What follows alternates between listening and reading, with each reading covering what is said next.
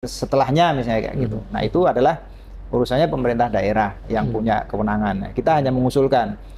Nah, tapi ada juga yang menurut kita ini harus urgent dilaksanakan misalnya, karena ini sangat signifikan terhadap pengaruhnya kepada masyarakat. Nah itu kita juga mengusulkan. Kira-kira seperti itu. Nah, menurut saya kita ini justru ujung tombak untuk menyampaikan kepada masyarakat. Nah oleh karena itu ya kita harus siap. Ya. Tapi yang penting yaitu tadi manajemen waktu dengan cara yang bijak tentu ya, karena keluarga harus diinformasikan pertama kali dan itu resiko ya, konsekuensinya harus kita terima.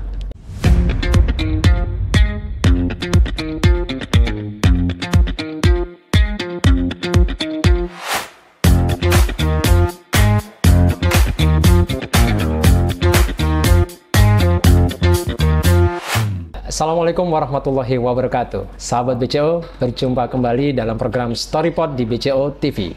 Dan pada kali ini kita ditemani oleh seorang bapak atau seorang lelaki yang amat sangat super sekali. Dan siapa dia? Tentunya kita akan berkenal langsung dengan beliau. Oke, Assalamualaikum Pak Abdul Ghaffar. Alhamdulillah. Gimana Pak kabar Pak? Sehat Pak? Alhamdulillah.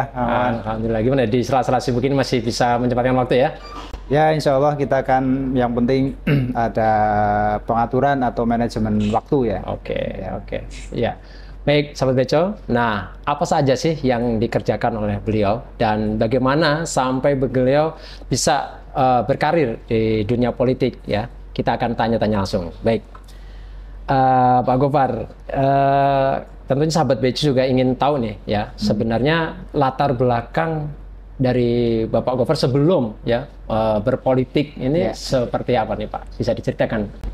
Baik, terima kasih Kang Wawan. Ya.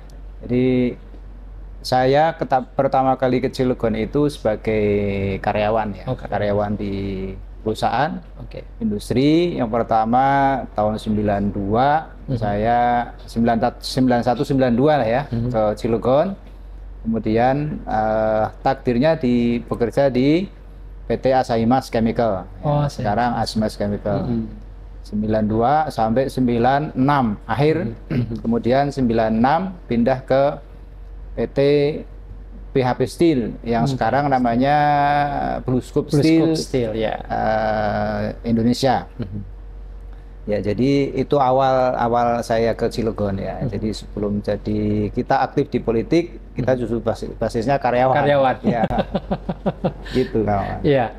Nah, dalam menentukan langkah berpolitik nih, kan tentunya ada beberapa alasan ya yang bisa saya kayaknya mantap nih untuk berpolitik dan terjun langsung ke dunia politik. Apa yang mendasari itu Pak Ghaffar?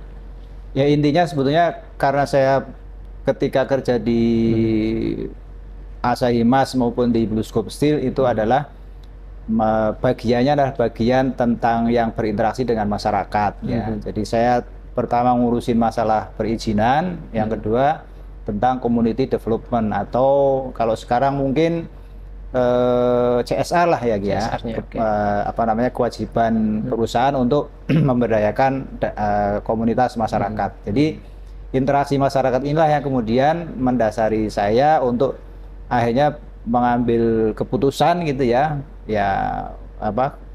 mengambil pensiun dini ya, pensiun muda. Kemudian kita aktif karena memang diberi amanat untuk menjadi pengurus harian ya. Jadi kira-kira gitu. Jadi interaksi masyarakat kan mirip-mirip dengan aktivitas anggota DPRD. Ya, sahabat BCO itu ya. Jadi sering-sering berinteraksi sehingga memberikan kepastian bahwa kayaknya saya harus nih, nggak cuma hanya di bidang ini saja. Jadi butuh sesuatu yang lebih besar lagi seperti itu Pak ya. Nah, pada saat awal pertama memutuskan itu bagaimana tuh dari pihak keluarga juga, kenapa atau anak-anak mungkin kok Bapak berhenti bekerja seperti apa? Mungkin dari istri bagaimana, di pihak keluarga seperti apa? Ya pasti pertama tentu kita komunikasi ya, menyampaikan gagasan, saran, kemudian maksud dari kenapa kita harus berkiprah di politik. Memang awal dari interaksi ini kan ya sejak tahun 1997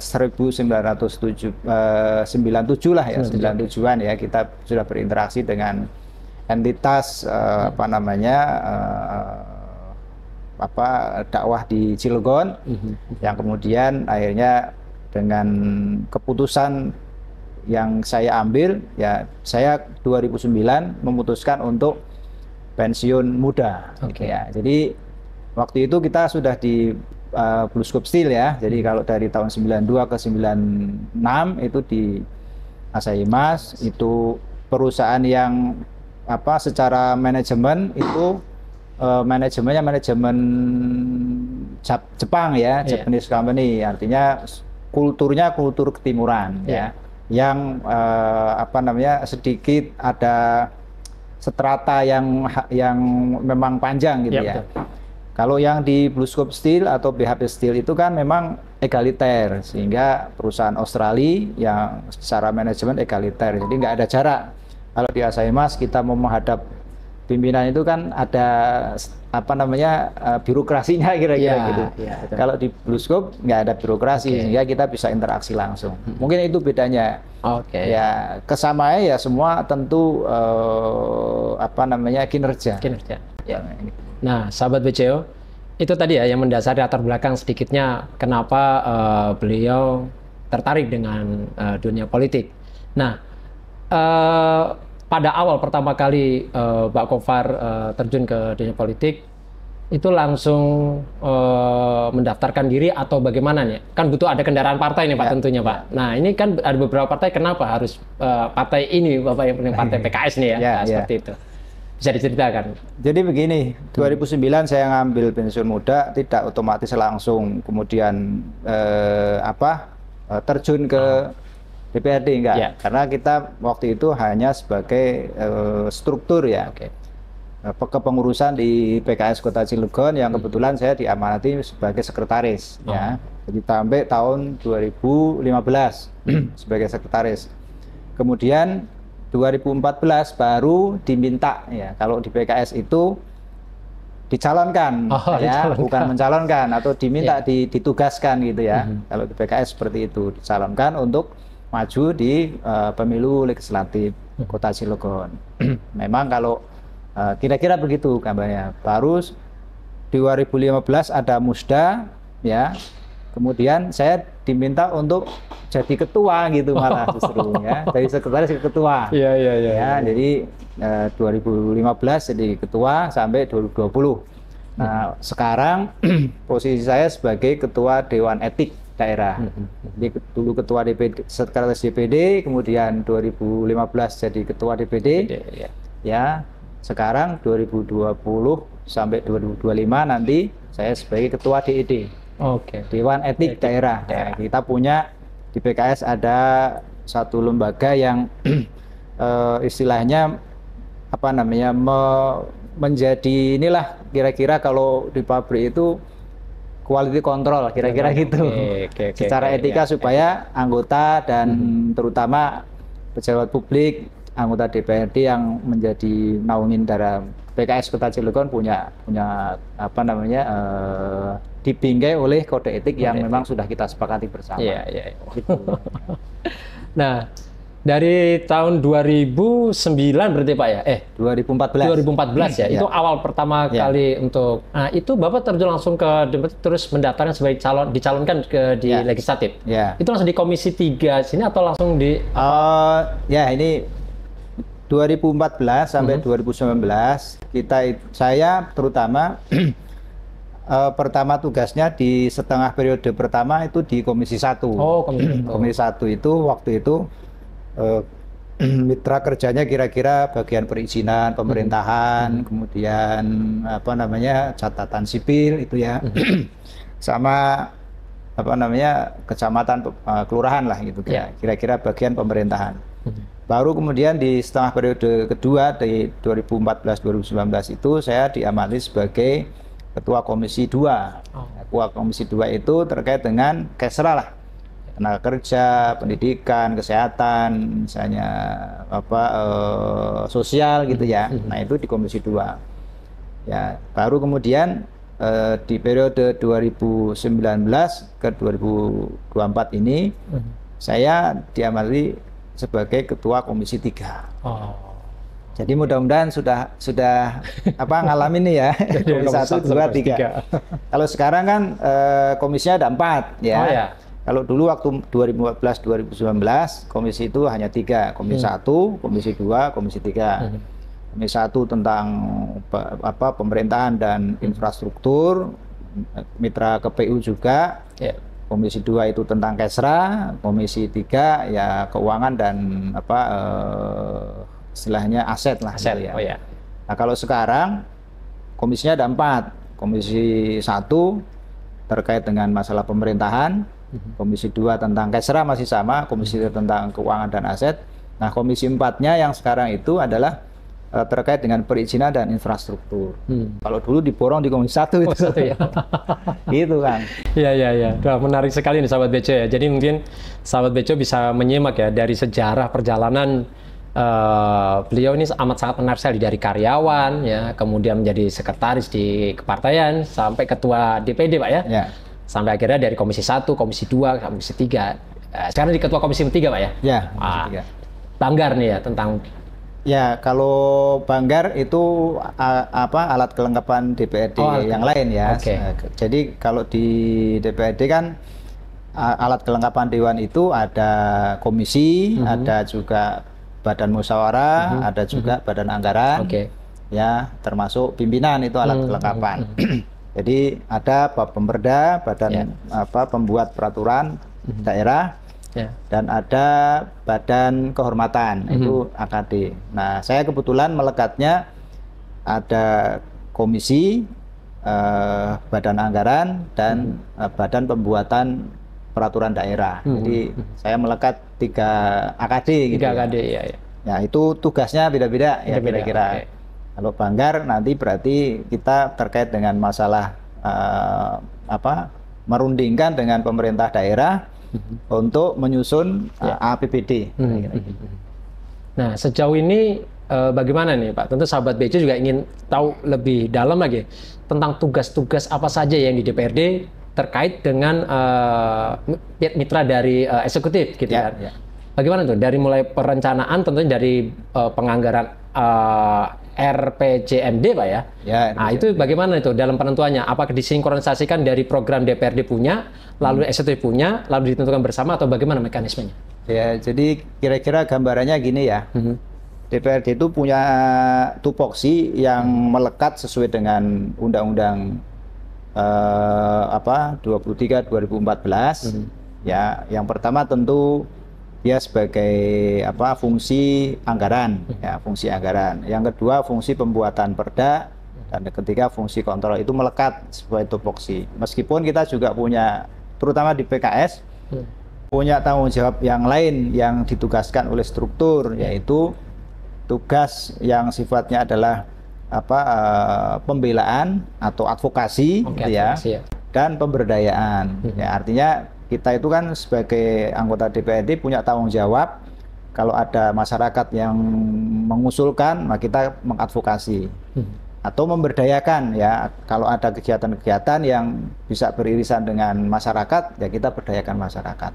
Itu. Jadi kira-kira gambarnya sebenarnya terkait dengan tugas saya nih di Badan Anggaran misalnya, itu kan sesungguhnya merundingkan apa yang sudah direncanakan oleh pemerintah daerah dari sisi menyusun rencana APBD misalnya gitu ya. Nah ini kebetulan tadi kita baru menyampaikan pandangan fraksi tentang RAPBD 2024 ya. Jadi pemerintah daerah punya rencana untuk membuat APBD 2024 itu sekian totalnya misalnya. Nah baru kemudian masing-masing fraksi memberikan masukan. Kira-kira apa yang harus dilakukan oleh pemerintah daerah. Kemudian nanti setelah itu akan ada namanya rapat rencana anggaran dari masing-masing komisi dan mitra OPD ya, akan dibicarakan nanti dalam rapat itu. Berarti misalnya anggaran dari Dinas Pendidikan ya mengajukan sekian untuk kegiatan apa saja. Nah, itulah yang kemudian dirundingkan di Komisi 2 karena Komisi 2 mitranya adalah Dinas Pendidikan. Oke. Kalau misalnya saya Komisi 3 mitranya adalah Badan pendapatan dan pengelolaan aset misalnya BPKPAD, maka kita akan menyampaikan kepada BPK target Anda berapa gitu untuk tahun 2024 penerimaan daerah. Nah, kira-kira gitu gambarnya. Nanti Komisi 1 terkait dengan urusan pemerintahan misalnya, rencana ke depan untuk misalnya pengangkatan ASN baru misalnya. Nah, itu kira-kira yang nanti bisa. Komisi 4 berarti tentang perizinan dan infrastruktur. Berapa sih investasi yang nanti 2024 proyeksinya berapa misalnya. Perizinannya bagaimana? Nah, itu salah satunya itu. Kemudian infrastruktur ya, Komisi 4 juga. Jalan yang mau dibangun 2024 berapa kira-kira gitu ya. Nah, itu gambaran. Nanti akan kita rundingnya setelah itu, maka Badan Anggaran akan rapat dengan tim anggaran pemerintah daerah. Jadi menyetujui pagu-pagu anggaran itu berapa yang disepakati, apakah masih kurang atau lebih kira-kira gitu ya. Nanti kemudian kita akan menyepakati setelah kita ada nota kesepahaman, nanti baru diparipurnakan. Nah, itu kira-kira siklusnya ya. Jadi supaya antara keinginan pemerintah daerah kemudian dikolaborasi dengan masukan dari masyarakat melalui resesnya DPRD misalnya gitu ya. Nanti supaya disinkronisasi, supaya ada selaras antara keinginan pemerintah daerah dan keinginan masyarakat di lapangan. Kira-kira gitu.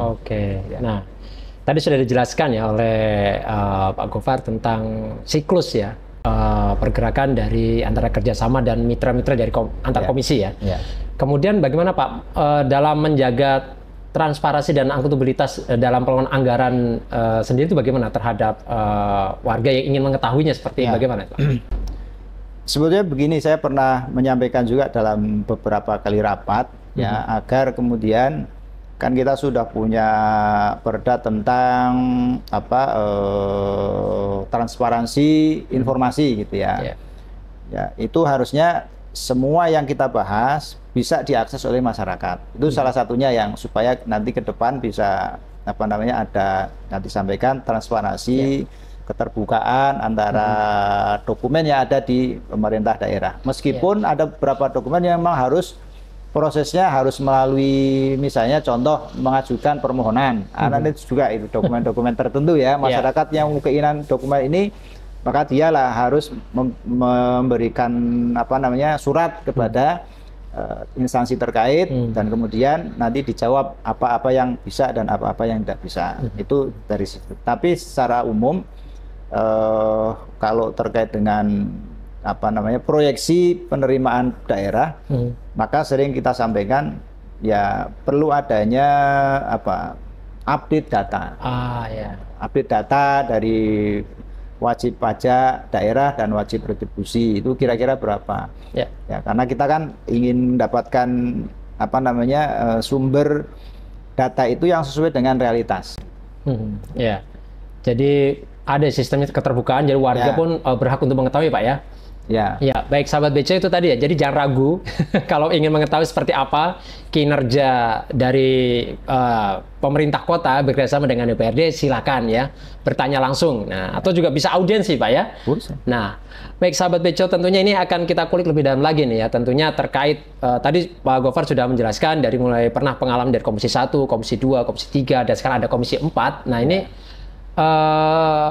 sejauh mana Pak ketika dari Bapak berpengalaman ya dari Komisi 1 sampai Komisi 3 ini program-program yang ditawarkan oleh dari DPRD sendiri untuk meningkatkan kualitas hidup dari Kota Cilegon sendiri, warga Kota Cilegon sendiri Pak. Tentunya bekerjasama dengan pemerintah kota. Kan sebetulnya kalau kita mengacu kepada RPJMD, istilahnya itu kan buku panduan untuk kita melakukan aktivitas sebetulnya kan, RPJMD, Rencana Pembangunan Jangka Menengah Daerah. Yang kita istilahnya termnya 5 tahun ya, 2021 sampai 2026 itu mestinya harus jadi panduan. Hanya saja bisa jadi kadang-kadang di dalam pelaksanaannya, misalnya contoh kemarin waktu COVID, berarti kan ada penyesuaian ya, penyesuaian revisi yang harus dilakukan oleh pemerintah daerah. Nah, itu adalah hal-hal yang yang perlu disepakati bersama. Kemudian yang berikutnya adalah terkait dengan RPJMD yang sudah jadi kesepakatan bersama. Nah, itulah yang kemudian ke depan ini harus dijadikan cara ngukur keberhasilan sebetulnya, ya kan? Itu kan panduan ini cara ngukur keberhasilan. Misalnya target pengurangan pengangguran di RPJMD itu tahun sekian, tahun 2022 sekian, tahun 2023 sekian misalnya. Nah, itu harusnya jadikan salah satu ini ya ukuran berhasil apa enggak gitu ya. Nah, ini supaya kita objektif dalam nilai. Meskipun target itu sering saya sampaikan ada yang sifatnya kuantitatif, ada yang kualitatif. Yang kuantitatif tentu itu ya, misalnya target pendapatan 2023 atau 2024 sekian. Itu kuantitatif kan. Kalau nggak kecapai berarti ada apa gitu, dipertanyakan kira-kira gitu. Yang kualitatif itu sesungguhnya kita perlu menanyakan kepada masyarakat misalnya ya tentang kondisi saat ini gitu ya. Kualitatif karena itu bisa jadi unsur pelayanan dan lain sebagainya, kualitatif. Kita bisa menanyakan, meskipun itu juga kalau yang kuantitatif itu kan data yang paling menurut saya paling valid ya informasi data BPS misalnya gitu ya. Meskipun kadang-kadang di lapangan harus istilahnya dipersuasi. Kadang ada yang data BPS mengatakan sekian, di lapangan ternyata masih ada misalnya. Contoh tingkat kemiskinan ekstrim misalnya ada berapa misalnya. Itu tuh yang menurut saya harus disesuaikan dengan kondisi lapangan. Ya kira gitu. Nah, sahabat BCO, ini menarik sekali ya. Tadi sudah jelaskan ya, walaupun sebelum secara detail ya. Ini ada hal-hal yang menarik bisa kita tanyakan langsung nih ya. Dari mulai perkembangan Kota Cilegon ya. Tentunya ini kan peralihan Pak ya dari Kabupaten Serang sehingga kita lepas menjadi kota administrasi sampai sekarang. Nah, gambaran Bapak sendiri ya, tentunya di Komisi 3 dari mulai Komisi 1, Komisi 2, Komisi 3 tadi itu sejauh mana Pak perkembangan Kota Cilegon sendiri dari mulai lepas dari menjadi kota administrasi hingga sekarang, seperti apa perkembangannya Pak? Kalau yang kita mencoba mengamati bersama secara gambaran umum ya, perkembangan Cilegon itu sesungguhnya sangat signifikan sebetulnya. Kalau dilihat dari tahun 99 kita SK Cilegon menjadi kota madya, kota secara administratif sendiri gitu ya, otonom. Maka perkembangannya juga ya memang sangat luar biasa sebenarnya sampai saat ini. Di usia ke 24 ya, 23 24. Itu dengan baru usia isinya 24 berarti kan masih belum lama, tapi capaian kita sudah luar biasa sebenarnya. Meskipun kita juga harus mengakui ada beberapa hal yang menurut saya harus ditingkatkan gitu ya.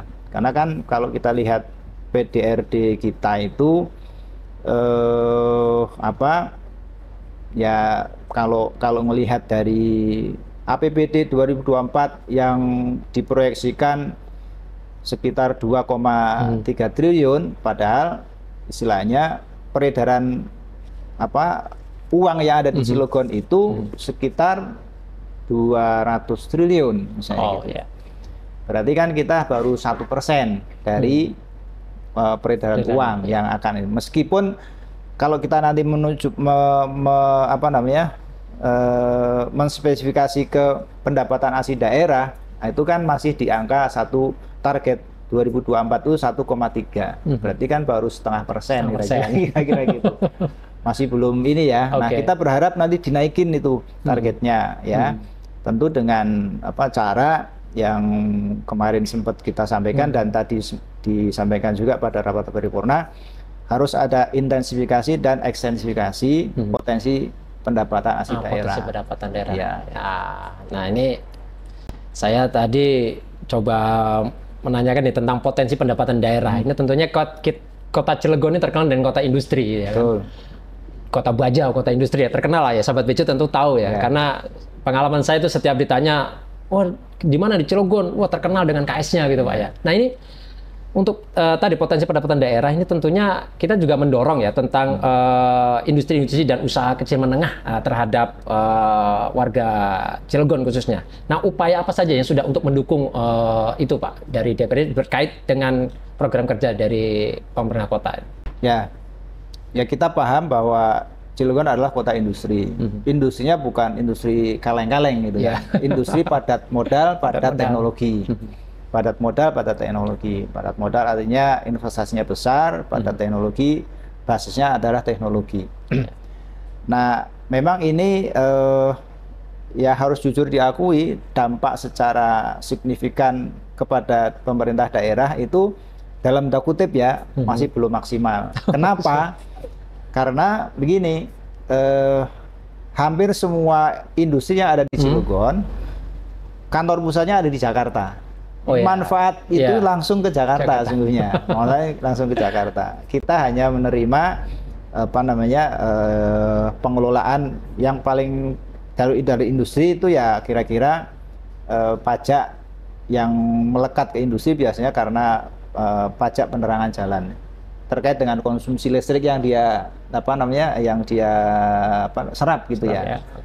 Berapa konsumsi listrik baru nanti dia bayar pajak ke pemerintah daerah. Meskipun itu juga pernah kita sampaikan basisnya ya pokoknya dari PLN kita dapat sekian ya belum ada hitungan yang rada rinci ya. Kalau kita mau ngukur apa namanya yang sebenarnya sungguhnya ya kalau kita bayar nih di perumahan saja ya kan kalau nggak salah tarifnya 3%, berarti ketika kita bayar 100.000 bayar listrik berarti 3%, 3.000-nya harus di-store ke kas daerah.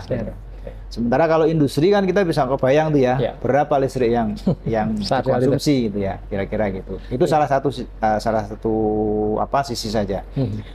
Yang kedua terkait dengan pendapatan pajak apa namanya PPH.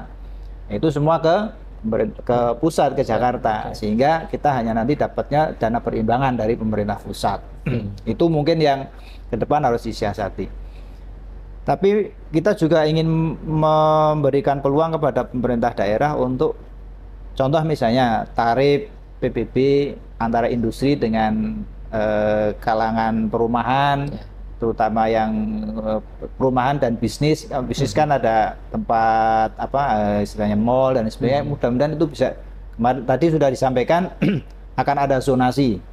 Mana yang untuk istilahnya lingkungan perumahan biasa, mana yang untuk bisnis, mana yang untuk industri. Nah itu nanti mudah-mudahan dengan cara seperti itu kita bisa ingin menaikkan pendapatan asli daerah kita, pajaknya, PBB-nya misalnya gitu ya. Itu. Nah kalau dengan UMKM, gimana kita bisa apa namanya mengembangkan UMKM? Memang ini kemarin kita sudah saat ini ya sedang kita bahas tentang Raperda pengembangan UMKM ya, mudah-mudahan tidak dalam waktu lama itu sudah diparipurnakan. Nah kalau itu sudah diparipurnakan mudah-mudahan nanti UMKM bisa ikut berkembang ya. Kita sih berharap nanti akan ada apa istilahnya perencanaan dari pemerintah daerah untuk pengembangan misalnya justru industri padat karya misalnya. Kalau dulu kan kita punya ide gagasan industri padat karya itu di jalur utara gitu ya.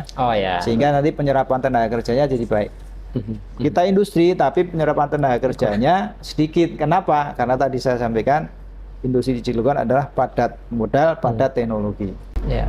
Ya sehingga ada klasifikasi khusus bagi karyawan yang ada di Cilegon terkait dengan syarat-syarat yang bisa diserap gitu ya. Tidak sembarang orang kira-kira gitu. Iya betul. Gitu. Nah, baik Pak Gofar. Jadi tentunya dari semua program-program yang ditawarkan oleh pemerintah kota, tentunya kan diajukan terlebih dahulu ke DPRD. Nah, dalam penentuan tentunya nggak sedikit ya, ada bersinggungan segala perbedaan-perbedaan itu ada. Nah, dalam menentukan kesepakatan bersama itu mekanisme seperti apa? Apakah ada lobby-lobby? Apakah hanya ini tidak sesuai kita cut atau bagaimana? Ya di pelaksanaan ketika kita membahas APBD atau anggaran antara badan anggaran dengan tim anggaran DPRD juga tim anggaran pemerintah daerah, memang kita adu argumen gitu ya. Jadi supaya nanti ada kesepakatan ya kita berargumentasi.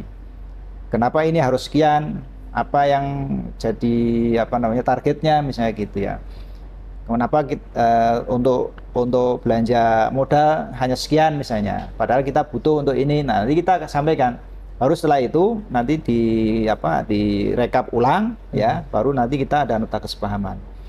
Ya meskipun lagi-lagi ketika sudah kita tetapkan juga tidak menutup kemungkinan akan ada perubahan. Misalnya pemerintah pusat menetapkan ada anggaran yang harus secara mandatori dilaksanakan misalnya, ya itu kita nggak bisa nolak, nah, karena kan kita tetap subordinate dari pemerintah pusat ya. Gitu. Jadi itu yang realitasnya yang harus kita jalani. Itu. Oke. Nah, sahabat BCO, kita sudah tahu nih ya tadi tentang pendapatan daerah seperti apa, terus UKM yang mendukung seperti apa. Nah, kemudian dari tugas dari DPRD sebagai pengawas ya, pengawasan dalam program eksekutif, ini sejauh mana Pak pemberian pembelajaran atau kepada masyarakat untuk mengetahui bahwa oke, kan ada masyarakat yang pengen mengaspirasikan suaranya, kemudian sejauh mana memberikan pendidikan secara politik lah kepada masyarakat bahwa ini loh kinerja DPRD seperti ini, eksekutif seperti ini. Ada nggak trick and treatment terhadap warga Kota Cilegon khususnya? Ya, yang melekat ke DPRD tentu reses. Reses. Ya, kita punya sarana reses, sarana kita istirahat dari rapat-rapat di DPRD, kita datang ke dapil, ke masyarakat. Ya, tentu menjaring aspirasi. Nah, dari situ kemudian salah satunya kita menyampaikan program yang kita lakukan, baru kemudian ada dialog. Nah, itu kan salah satu jaring aspirasi namanya.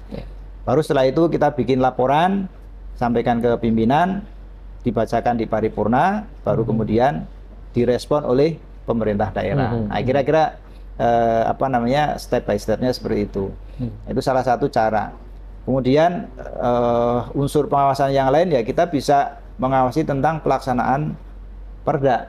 Ya, kita sudah membuat perda sekian, pelaksanaannya di lapangan seperti apa.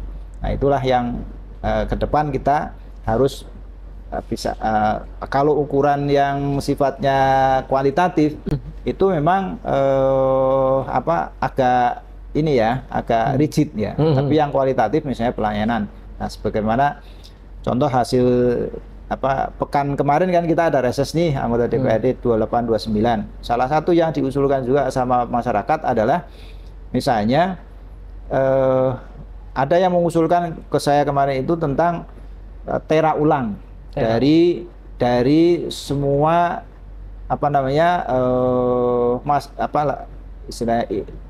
baik pasar orang yang punya timbangan ya agar ditera ulang. Khawatir ada yang menyalahgunakan itu salah satunya ya.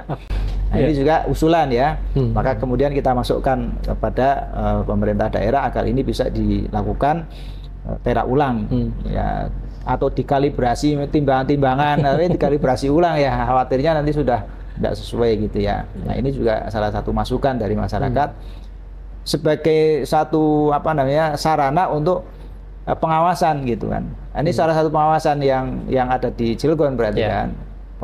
Pemerintah daerah juga punya fungsi pengawasan, DPRD punya fungsi pengawasan.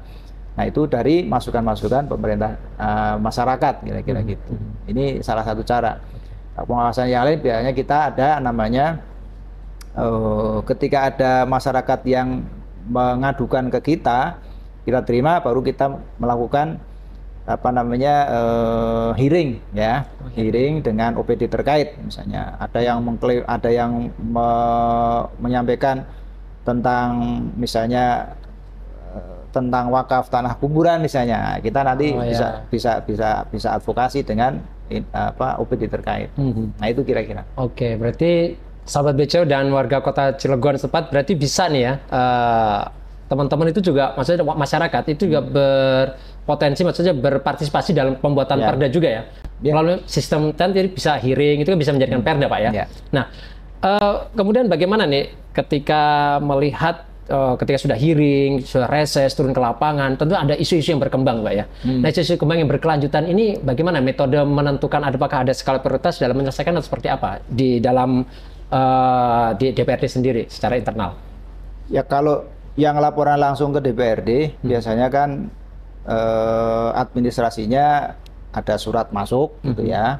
Baru kemudian kan pasti ditujukan kepada pimpinan, ketua dalam hal ini. Nanti diteruskan di diteruskan ke komisi terkait misalnya. Kalau urusan Kesra berarti komisi 2, urusan infrastruktur komisi 4, urusan tentang potensi pendapatan ke komisi 3 misalnya gitu. Aset misalnya.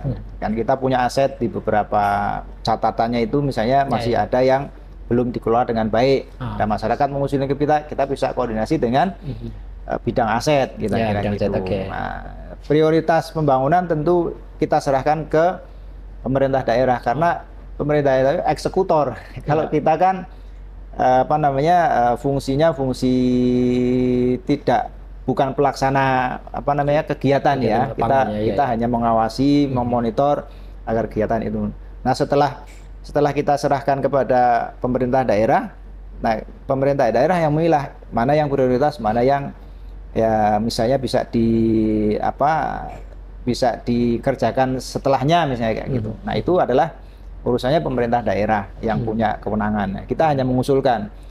Nah, tapi ada juga yang menurut kita ini harus urgent dilaksanakan misalnya karena ini sangat signifikan terhadap pengaruhnya kepada masyarakat. Nah, itu kita juga mengusulkan. Kira-kira seperti itu. Oh, ya, baik. Nah, dari beberapa program-program yang diajukan, tadi ada rencana pembangunan yang jangka menengah daerah seperti itu, dan acuannya tentu dari pusat, turunannya seperti itu.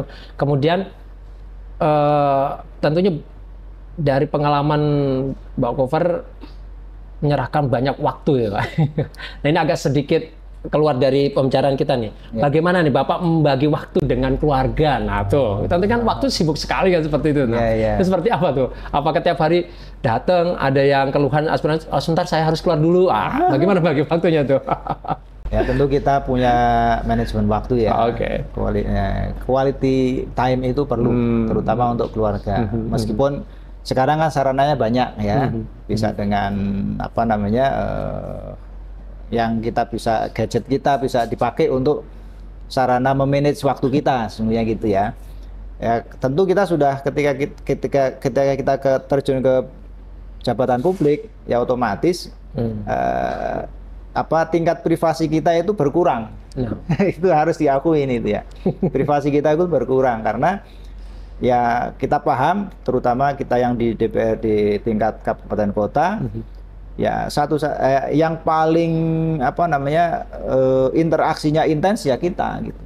Kalau misalnya provinsi atau ke pusat kan ya dapilnya di Cilegon tapi kan interaksinya kadang-kadang paling berapa bulan sekali. Kalau kita day to day ya, orang bisa datang langsung ke rumah kita, ke kantor misalnya. Kalau yang ke pusat kan harus ke Jakarta misalnya, provinsi harus ke Banten misalnya. Nah, itu juga menurut saya kita ini justru ujung tombak untuk menyampaikan kepada masyarakat. Nah, oleh karena itu ya kita harus siap. Ya. Tapi yang penting yaitu tadi manajemen waktu dengan cara yang bijak tentu ya, karena keluarga harus diinformasikan pertama kali dan itu resiko ya. Konsekuensinya harus kita terima. Sehingga kemudian ketika ada hal-hal yang krusial ya harus kita bicarakan. Tentu keluarga mesti menjadi penting ya, karena kita kan nggak mungkin tanpa dukungan keluarga kita jadi kiprahnya di luar tapi keluarga nggak diurusin kan bahaya. Ya intinya begitu ya, quality time lah judulnya. Gitu. Nah, sahabat Beco, ya dari beliau aja ya Pak Gopher mengatakan ada quality time. Kalau sahabat Beco itu ada yang me time ya, healing gitu ya. Me time. Baik Pak, jadi sahabat Beco tentunya ada nih sekarang ini yang terkenal dengan ungkapannya Gen Z nih Pak. Nah, sejauh mana Bapak menanggapi tentang itu Pak? Dikaitkan tentang politik, tentang suara-suara nanti tuh. Kan ini mendekati tahun politik nih Pak, 2024 nih. Ini bagaimana ya memahamkan mereka-mereka yang Gen Z ini bahwa suara kalian tuh penting. Bagaimana nih memahamkan terhadap mereka tuh Pak? Silakan. Ya, saya kira kata pepatah pemuda itu adalah pemimpin masa depan. Itu kan kira-kira ungkapan yang sering disampaikan. Kalau generasi muda dalam tanda kutip buta politik, nanti dipolitiking gitu. Ya, ini harus jadi kesadaran bersama. Meskipun kita juga menyadari ya bahwa Gen Z ya generasi milenial ini rata-rata emang apolitis. Nah, kita yang harus menggait mereka agar mereka jadi ternyata berpolitik itu ibadah gitu. Tanggung jawab moral gitu terhadap kemajuan daerah maupun nasional kira-kira gitu. Nah, inilah yang harus sama-sama kita sadari. Meskipun interaksi kita di bidang politik itu ya tidak harus harus langsung menjadi tokoh atau apa gitu ya. Tapi partisipasi nanti ketika tahun-tahun politik ini, ayo dimaksimalkan partisipasinya. Karena suara Anda adalah suara yang nanti akan mewakili ya apa yang potretnya yang ada di DPRD itu kira-kira begitu. Kalau Anda tidak punya istilahnya tidak punya kesadaran untuk berpolitik, nanti khawatirnya suara Anda bisa dikesampingkan gitu ya. Nah, ini yang menurut saya harus dipahamkan. Memang kita sadari 2024 itu menurut pengamatan para peneliti hampir 45% suara generasi Z ya. Generasi Z. Jadi sangat besar. Kalau kita menguasai generasi Z, mudah-mudahan ya dapat dukungan yang lebih. Nah, sarana yang menurut saya ini harus harus dilakukan. Kalau saya sih harus menyesuaikan banyak gitu ya. Apalagi sekarang medsos itu luar biasa. Nah, itu makanya kita perlu untuk mengubah strategi istilahnya pengenalan ya. Meskipun masing-masing juga punya punya kecenderungan sendiri-sendiri. Ya, kita tidak bisa menyamaratakan. Nah, sarananya memang boleh diambil ya, tapi proses kira-kira isinya seperti apa itu pasti masing-masing punya concern ya, punya pemikiran sendiri-sendiri. Ya. Tuh ya, baik sahabat-sahabat BCO semuanya yang ada di sana yang termasuk Gen Z milenial, nah, suara kalian itu penting ya. Jadi tentukan suara Anda. Nah, ini menarik sekali ya tentang ketokohan nih Pak ya. Ya, artinya tentunya di tahun-tahun politik yang sudah dekat ini mereka akan tahu ya, seperti apa sejauh mana dari khususnya Bapak sendiri ya secara pribadi memahamkan, oke, saya adalah cocok, ya, saya sesuai dengan pilihan Anda gitu. Nah, bagaimana nih supaya nggak salah pilih tentunya sahabat BCO seperti itu. Jadi sebetulnya yang diperlukan pertama kali kita sebagai wakil masyarakat ya tentu konsistensi dengan nilai-nilai yang penting itu sebetulnya itu. Karena tanpa nilai itu berarti ya nggak ada makna ya intinya itu. Yang kedua tentu menyesuaikan dengan kondisi realitas di lapangan ya, karena memang itulah yang menjadi kebutuhan masyarakat secara umum ya. Kemudian kita mampu untuk menyuarakan ya kepada kebijakan pemerintah. Meskipun ini lagi-lagi ya anggota DPRD itu perwakilan ya, perwakilan mewakili siapa dia, daerah mana gitu kan. Nah, inilah yang kemudian harus disadari betul oleh masyarakat bahwa representasi itu ya harus mendapatkan selain itu juga mendapatkan apresiasi gitu. Ya, jadi yang perlu disadari kadang-kadang kita menyuarakan keinginan masyarakat. Prakteknya bisa jadi tidak secara langsung dipenuhi oleh pemerintah daerah. Kan DPRD bukan eksekutor yang tadi saya sampaikan. Eksekutornya ada di pemerintah daerah. Kadang-kadang usulan kita bisa dilaksanakan tidak harus tahun sekarang, bisa jadi tahun berikutnya. Nah, itu ya harus disadarkan kepada masyarakat. Sehingga kita punya istilahnya punya keinginan bersama ya untuk bisa menjadi penyambung lidah masyarakat dengan kebijakan pemerintah daerah. Saya kira itu ya yang mungkin bisa dijadikan panduan. Ya, kalau siapa kira-kira yang cocok dan pas, nah itu masing-masing punya ukuran. Masing-masing punya ukuran sahabat BCO yang menarik ya. Nah, Ini kembali lagi tentang anggaran lagi Pak ya. Tadi sudah diceritakan tadi tentang penentuan, tentu ada angka-angka yang ditentukan di situ. Nah, sejauh mana ketika pemerintah daerah khususnya sebagai eksekutor di lapangan kesesuaian dalam pemakaian anggaran itu sendiri, adakah yang sesuai atau tidak, mungkin ada yang berlebihan atau misalnya sisa banyak atau seperti apa tuh penentuan akhirnya sebagai di DPR sebagai pengawas dan monitoring sebagai bagaimana itu Pak? Jadi kan sebenarnya kita rujukan awalnya adalah pemerintah daerah itu, contoh misalnya anggaran 2024, program 2024 untuk apa misalnya gitu ya, punya proyeksi untuk apa, misalnya ingin menuntaskan kemiskinan ekstrim misalnya gitu kira-kira ya.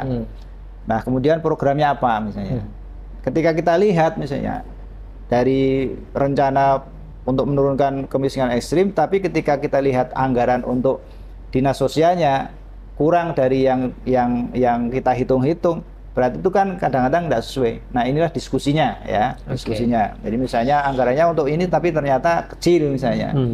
Kita ingin menaikkan SDM misalnya, nanti anggaran untuk pendidikan ternyata kurang misalnya. Berarti kan kita harus diskusi di situ, disepakati. Nah, itu kira-kira salah satu cara agar kemudian pemerintah daerah ketika melakukan kegiatan sesuai dengan keinginan dan kemudian anggarannya cukup. Kalau nanti anggarannya nggak cukup, jangan-jangan cuma setengah aja gitu hasilnya. Gitu kan kira-kira. Iya. Nah, dalam masa jabatan yang diberikan ya istilahnya kan kita kan diberi mandat dari rakyat ya Pak ya. Nah, sejauh mana ketika rakyat ini mempercayakan suaranya khususnya kepada Bapak ya, menjaga seperti apa nih Pak? Ada nggak trik and treatmentnya supaya masyarakat itu tetap ya Pak Gofar adalah sosok orang yang baik atau bagaimana itu Pak? Ya, yang paling utama adalah ketika kita mengusahakan mengadvokasi kepentingan masyarakat, advokasi ya itu ukuran yang paling gampang sebenarnya. Yang paling gampang apakah kita itu sebenarnya ketika kita menjadi wakil rakyat itu memikirkan masyarakat atau untuk diri sendiri, kan itu ukuran yang bisa dihitung ya, bisa digambarkan ya. Misalnya ketika masyarakat mengusulkan ini, mengusulkan A, mengusulkan B, mengusulkan untuk pengaspalan jalan contoh misalnya, ya kita berapa besar kita bisa mengadvokasi itu secara maksimal, meskipun lagi-lagi anggaran kita terbatas, misalnya ada prioritas dari pemerintah daerah, ya nanti kita secara terus terang kepada masyarakat, yang ini belum bisa, mungkin tahun depan kira-kira gitu. Itu sebagai bentuk pertanggungjawaban sosial, ya. Jangan sampai kemudian kita hanya oh ya siap, nah, ternyata nggak terlaksana gitu. Nah ini kan malah justru jadi efek negatif pada kita. Intinya adalah setiap masukan dari pemerintah, dari masyarakat kita catat. Ya, terutama pada saat reses. Kalau kita itu resesnya sebenarnya tidak harus waktu-waktu tertentu, karena setiap saat kita juga bisa reses, bisa menjaring aspirasi kepada masyarakat.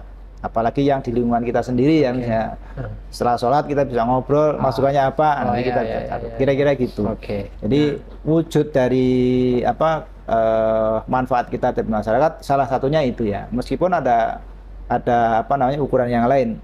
Jadi kan kebutuhan masyarakat itu hampir kepada DPRD itu ya hampir setiap kebutuhan gitu kira-kira. Dari mulai masalah anak sekolah misalnya, nanti ada yang sakit, entah diadvokasi BPJS-nya, itu hampir setiap permasalahan begitu. Ya padahal kita punya keterbatasan dari sisi pengelolaan anggaran kan. Yang melaksanakan anggaran OPD bukan kita, hanya mengusulkan gitu tuh maksudnya. Contoh ada datang ke rumah misalnya BPJS-nya nunggak misalnya, nah ini kan kita sampaikan baru kepada pemerintah daerah, karena kan kita punya keterbatasan dari sisi itu. Ya, Nah itu sahabat BC ya, jadi dibilang susah ya enggak, dibilang susah ya kok ya agak berat untuk menjadi anggota DPRD gitu ya. Nah tentang pengelolaan dana atau anggaran tadi Pak ya, tentunya apakah maksudnya dari pemerintah kota juga mempunyai anggaran tersendiri, apakah juga ada program yang diusulkan dari DPRD Pak? Kemudian ini dari DPRD tolong nih pemerintah daerah dilaksanakan atau seperti apa, mengusulkan? Kalau terkait dengan pengelolaan anggaran, memang ada sebagian yang hampir semua sebetulnya dikelola oleh pemerintah daerah. DPRD hanya mengusulkan ketika kita reses ya, reses, kemudian ada beberapa kegiatan yang kemudian kita masukkan. Ya semua yang ngelola sebenarnya pemerintah daerah. Sebagian mungkin usul kita gitu ya, usul dari DPRD yang terkait tadi, misalnya dari hasil reses, dari interaksi dengan masyarakat, ada yang masyarakat datang langsung ke sini, kemudian kita sampaikan, ya prosesnya seperti itu, ya. Jadi sebagian ya ada yang diusulkan oleh DPRD, ada yang memang dikelola langsung oleh pemerintah daerah. Ya, persentase usulan dari DPRD menurut saya masih harusnya dikasih ruang lebih banyak gitu, supaya ketika usulan masyarakat datang ke kita, ya akhirnya bukan janji kosong dari kita sendiri, misalnya mau apa tentang jalan, tentang BPJS, tentang apa gitu ya, sehingga kita bisa apa namanya memaksimalkan peran kita di masyarakat. Jadi memang ada sih ukuran ya lebih banyak memang program pemerintah daerah. Kita ada sebagian usulan yang dimasukkan dari sisi perencanaan. Wah, sahabat BCO, jadi jangan khawatir nih ya, apabila punya aspirasi atau apa sampaikan saja ya, sehingga nanti bisa diusulkan ya terhadap pemerintah kota supaya bisa dilakukan ya, tentunya apa saja ya. Nah, Pak Gofar, tentunya dari tahun ke tahun, mohon maaf, sudah berapa masa jabatannya di DPR ini? Udah berapa kali? Ini periode kedua. Periode kedua, udah periode, 2 periode ya, udah periode. Nah, apa langkah selanjutnya nih Pak? Ketika apakah akan terus mengabdikan sebagai anggota dewan atau punya perencanaan yang lain secara pribadi loh Pak? Kalau di PKS itu kan lagi-lagi saya sampaikan bahwa kita ditugaskan ya, dicalonkan bukan mencalonkan gitu ya. Jadi untuk 2024 ini kebetulan saya diminta untuk maju kembali ya. Jadi ini kita diminta untuk maju kembali, ya mudah-mudahan kita istilahnya apa taat dengan instruksi yang disampaikan oleh struktur kepada kita, sehingga kita memang ya harus siap untuk melaksanakan apa namanya perintah kira-kira gitu. Oh, terkait dengan kepartaian ya Pak ya? Oke. Nah, baik. Ini sedikit lagi ya, kita coba menggali informasi lagi. Menarik sebenarnya, tentunya dari sahabat-sahabat BCO yang sekarang pun banyak nih Pak ya, tentunya generasi muda yang mencalonkan dirinya, yang ingin berkontribusi langsung, turun langsung di berpolitik, dan tentunya kendaraan partainya pun macam-macam. Nah, bagaimana Pak Gofar menyikapi hal-hal banyak generasi muda yang mencalonkan dirinya sebagai anggota dewan? Bagus, justru ini yang harus disemangati ya mereka, supaya nanti mereka punya apa namanya, punya gambaran ini loh, seperti ini kira-kira ketika nanti apa siapapun yang ditakdirkan jadi itu kan, sehingga dia punya gambaran tugas-tugas DPRD itu seperti ini. Ya, kalau tidak sekarang kapan lagi kira-kira gitu ya. Jadi dan kita memang butuh regenerasi. Jadi jangan sampai kemudian kan apa namanya masa kita muda dengan masa muda sekarang kan beda. Kondisinya berbeda. Sekarang sudah demikian luar biasa. Jadi tidak ada jarak ya. Kan apa istilahnya borderless lah kita sekarang ini kan. Terinteraksi dengan siapapun dalam rentang waktu yang cukup singkat gitu ya. Nah, ini menurut saya memang harus dimanfaatkan oleh generasi muda agar kemudian eksistensi dirinya itu terwakili. Jangan sampai kemudian kalau saya kan generasi kolonial, bukan milenial gitu kan, sudah kolonial gitu kan, masa-masanya sudah berbeda. Baby boomer gitu kan, baby boomer atau kolonial lah. Kolonial, Kalau milenial kan sarannya kita masih ya kita sih nggak gaptek amat kira-kira gitu ya. Meskipun kita sangat paham anak-anak kita mungkin jauh lebih lihai memanfaatkan gadget itu ya. Nah, itu sarana bagi kita untuk pendidikan politik sesungguhnya. Generasi muda harus mulai tampil mulai dari sekarang. Karena supaya merasakan bagaimana cara mengelola, memanage pemerintahan atau memanage kebijakan publik di masyarakat. Ya, saya kira itu. Oke, nah baik sahabat BCO, itu tadi itu ya, adanya generasi muda yang ingin mencalonkan tidak salah, lebih bagus katanya buat kaderisasi gitu Pak Gofar. Nah, closing statement nih Pak terakhir tentang pesan dan kesan untuk warga masyarakat Kota Cilegon dan sahabat BCO seperti apa Pak? Baik, sahabat BCO yang berbahagia, saya kira dari saya ketika kita ingin berinteraksi di dalam masyarakat, pilihannya banyak sesungguhnya. Mau jadi ketua RT bisa, ketua RW bisa gitu kan, atau kita jadi anggota DPRD misalnya. Nah, itu adalah salah satu sebetulnya itu panggilan jiwa sesungguhnya. Ya, dan passion yang menurut saya melekat ke masing-masing individu. Ya, jadi anggota DPRD jangan hanya dilihat dari sisi sebutan terhormat saja, ya, tapi harus kita mempunyai visi misi yang bagaimana kita bisa menjadi penyambung lidah rakyat agar kemudian kebijakan pemerintah daerah itu arahnya adalah untuk kesejahteraan masyarakat bersama. Saya kira itu. Terima kasih. Baik. Subhanallah ya, akhirnya selesai juga sahabat Beco. Itu tadi bincang-bincang kita pada kali ini, dan tentunya kita akan bertemu di lain kesempatan dengan tamu-tamu yang menarik lagi. Demikian program BCO TV Storypod. Saya Iwan Hadi Susanto, pamit undur. Wassalamualaikum warahmatullahi wabarakatuh. Waalaikumsalam. Terima kasih. Alhamdulillah.